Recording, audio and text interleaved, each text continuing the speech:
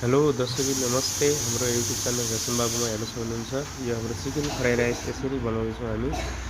एकदम चिकन दबाएर अन्डा हालेर ट्याक्कै यो हाम्रो प्याज शिमला मिर्ची हालेर अनि अदुवा लसुन हालेर ट्याक्कै बन्दाहरू हालेर एकदम टेस्टी चिकन फ्राई राइस बन्छ हाम्रो सुर्खेत बसपाका 12 नम्बर सटरमा दर्शकबिन यसरी हेर्न सक्नुहुन्छ। हजुर यसरी आउनुभयो भने हजुरलाई डिस्काउन्टको सेवा सुविधा छ हामी कहाँ। यो फ्राई राइस हामीले हालिसकेका छौँ।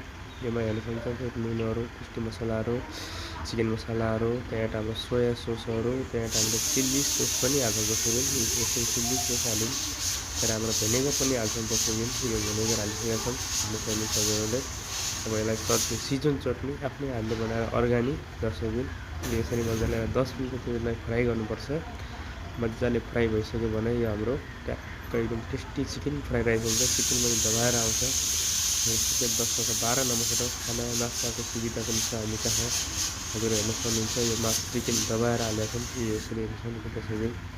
यहाँ सुर्खेत बसपाका 12 नम्बर सटरको अवस्था हेर्न सक्नुहुन्छ। यो सुर्खेत बसपाका 12 नम्बर सटरमा पाउँछ। यो चिकन ललिपपहरू छ, चिकन फ्राई राइसहरू छ। यो हाम्रो सुर्खेत बसपा सटरमा हो। 12 नम्बर सटरमा खाजा नास्ताको सुविधाहरू छ।